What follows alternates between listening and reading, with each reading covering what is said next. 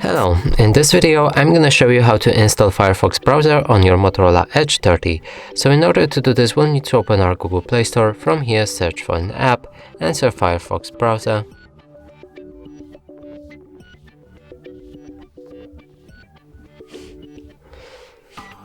Select this app and install it.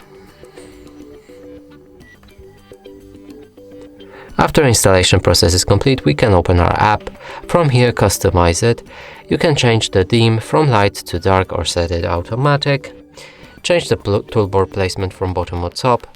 And also switch always on privacy settings from standard to strict or from strict to standard.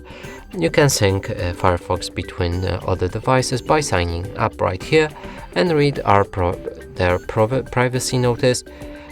After that, click Start Browsing and your browser is ready. You can open any website and it should load without any problem.